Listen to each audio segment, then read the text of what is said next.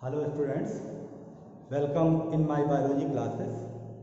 Today we are going to discuss about the Calvin cycle, means C3 cycle. As you know that it is also called dark reaction, and in this cycle the product of light reaction utilized as a raw material. As you know that in light reaction ATP and NADPH are synthesized.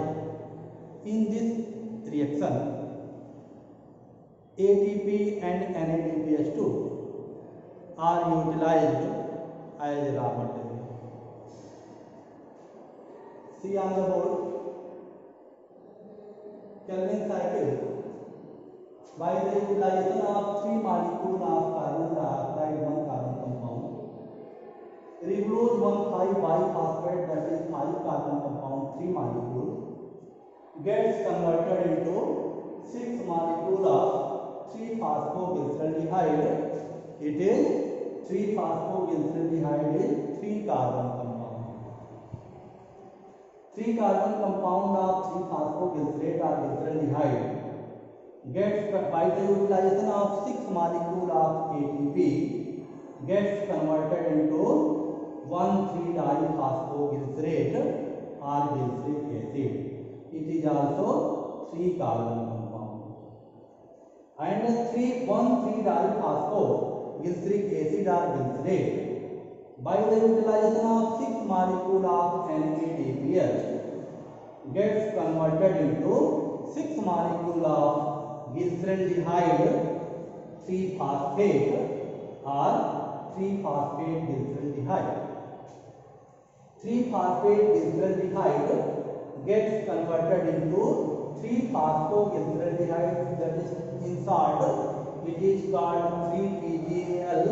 It is 3 carbon compound and 3-PGAL forms a hexose sugar, that is 6 carbon compound. It is carbohydrate, it is sugar for which Calvin cycle takes place. So a molecule of sugar, hexose sugar, fatty acid or amino acid synthesis takes place at this. And now glyceraldehyde 3-phosphate, that is 3 carbon compound, also synthesized at this step. It is 5 molecule and 3 carbon compound. And glyceraldehyde 3-phosphate 3 carbon compound 5 molecule gets converted into ribulose 5-phosphate, that is 5 carbon compound. 5 carbon compound ribulose 5-phosphate, by the utilization of 3 molecule of ATP, gets converted into ribulose 1,5-biphosphate 5 carbon. You know that the entire Calvin cycle completes in 3 steps: carbon fixation, conversion of carbon dioxide ribulose into 3-phosphoglyceraldehyde into 1,3-diphosphoglyceric acid. It is called carbon fixation. And 1,3-diphosphoglyceric acid gets converted into sugar. It is called reduction. And sugar 3-phosphoglyceraldehyde again gets converted into 1,5-biphosphoglycerate. The process is called regeneration. तो जैसा कि आप जानते हैं Calvin cycle को dark reaction कहा जाता है और यह एटमॉस्फेयर से 3 मॉलिक्यूल कार्बन डाइऑक्साइड लेकर ये कन्वर्ट हो जाता है 1,3-डाइफॉस्फोगलिसरेट में, और 1,3-डाइफॉस्फोगलिसरेट फिर से शुगर मॉलिक्यूल फैटी एसिड या अमीनो एसिड में कन्वर्ट होता है।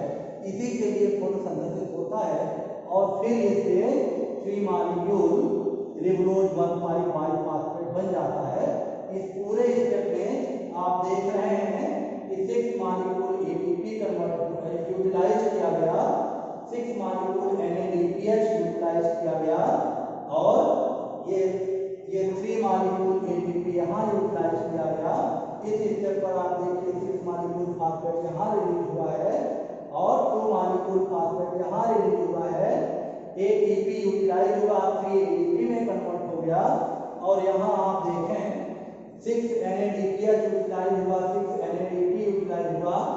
कुल प्रोसेस में आप देखिए 3 molecule of CO2 fix give a net yield of 1 molecule of glyceraldehyde, माने 3 मॉलिक्यूल कार्बन डाइऑक्साइड का ये यूटिलाइज किया जाता है और 1 मॉलिक्यूल ग्लिसरॉल्डिहाइड फॉस्फेट का वो प्रोडक्ट प्रोड्यूस होता है और इसका net cost of 9 molecule of ATP, कुल 9 मॉलिक्यूल ATP, 6 मॉलिक्यूल वहां, 3 मॉलिक्यूल वहां और 6 ATP यहाँ, 9 मॉलिक्यूल ATP यूटिलाइज हुआ और 6 मॉलिक्यूल NADPH। मतलब ये कि 1 मॉलिक्यूल का 3 मॉलिक्यूल कार्बन डाइऑक्साइड का यूटिलाइज हुआ तो उससे 1 मॉलिक्यूल ये जो है ग्लिसरॉल्डिहाइड फॉस्फेट बना और 9 मॉलिक्यूल ATP लिया गया और 6 मॉलिक्यूल NADP लिया गया। तो ये प्रोसेस, यही एक ऐसा प्रोसेस है जिसके द्वारा इंटायर बायोस्फीयर सर्वाइव कर रहा है। यदि यही ग्लूकोज फॉर्मेशन न हो जो कि केल्विन रिएक्शन में हो रहा है तो यही एक प्रोसेस है जिससे एटमॉस्फेयर का जो सोलर एनर्जी है वो केमिकल एनर्जी माने कार्बोहाइड्रेट के रूप में कन्वर्ट की जाती है। यह बहुत ही इम्पॉर्टेंट प्रोसेस है। इसी प्रोसेस के द्वारा इंटायर बायोस्फीयर में एनर्जी का सप्लाई किया जाता है।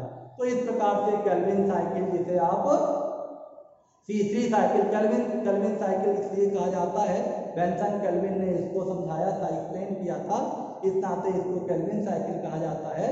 और डायरेक्ट एनर्जी, डायरेक्ट लाइट का इन्वॉल्वमेंट इसमें नहीं होता है, इस नाते इसे डार्क रिएक्टर कहा जाता है।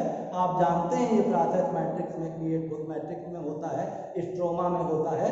तो इस तरह से ये इंटायर केल्विन साइकिल मुझे लगता है आपके समझ में आ गया होगा। लेकिन अच्छे से बना लीजिए, तो अच्छे से बोर्ड पे दिख रहा है, अच्छे से बना लीजिए। यदि नहीं समझ में आएगा तो फिर अगले वीडियो में हम इसको थोड़ा और क्लियर आपको एक बार फिर बता देंगे यदि आवश्यकता महसूस होगी तो। धन्यवाद।